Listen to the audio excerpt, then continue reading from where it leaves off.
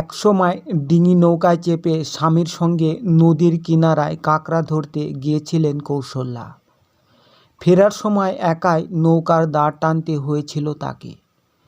কৌশল্যার চোখের সামনে থেকে প্রকাণ্ড এক রয়্যাল বেঙ্গল টাইগার তার স্বামীকে তুলে নিয়ে চলে গিয়েছিল গহন অরণ্যে। ঘটনাটি 2016 সালের।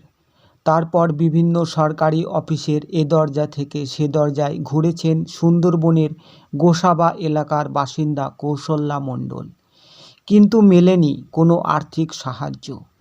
পেটের টানে আজও জীবনের ঝুঁকি নিয়ে বাঘেদের ডেরায় কাঁকড়া ধরতে যান তিনি।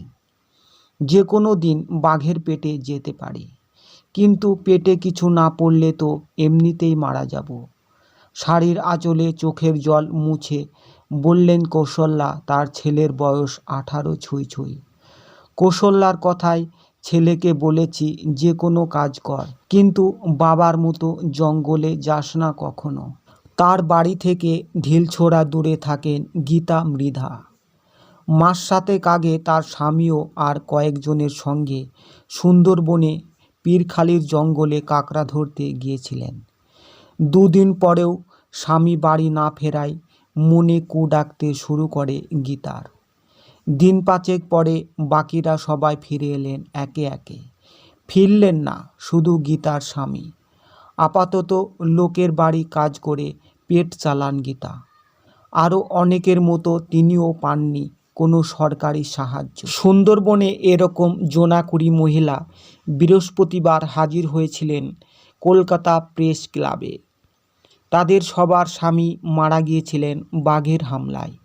তবুও সরকারের ছিটেফোঁটা সাহায্য জোটেনি কারও। দক্ষিণবঙ্গ মৎস্যজীবী ফোরাম এই মহিলাদের দাবি দেওয়া নিয়ে আন্দোলন শুরু করেছে।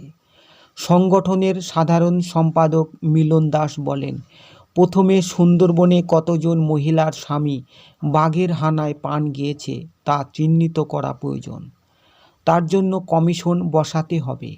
আমাদের হিসেব অনুযায়ী 1000 এরকম মহিলা আছেন সুন্দরবনে। তাদের সবাইকে মাসিক 3000 টাকা করে ভাতা দিতে হবে। প্রেস ক্লাবে সাংবাদিকের মুখোমুখি হয়ে কৌশল্যা বলেন, স্বামী মৃত্যুর পর সরকারি সহানুভূতি তো দূরস্থ, বরং তিরস্কারই পেয়েছি আমরা বন দপ্তরের কাছ থেকে। এ রাজ্যে কেউ বিষ মদ খেয়ে মারা গেলে পরিবারকে অনুদান দেওয়া হয়, অথচ কোনো মৎস্যজীবী বাঘের পেটে গেলে তার পরিবারকে ধিক্কার জানানো হয়। একই অভিযোগ কবিতা মণ্ডলের।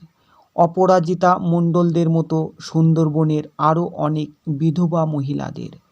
কবিতার কথায়, স্বামী বাঘের পেটে গিয়েছে, সরকার আমাদের দিকে ফিরেও তাকায় না, কোনোভাবে সংসার চালাচ্ছি। তার মধ্যে ছেলেটার পড়াশোনা বন্ধ করিনি, স্থানীয় প্রাথমিক স্কুলে পড়ছে, কারণ আমি চাই বড় হয়ে ওকেও যেন এই পরিস্থিতিতে পড়তে না হয়।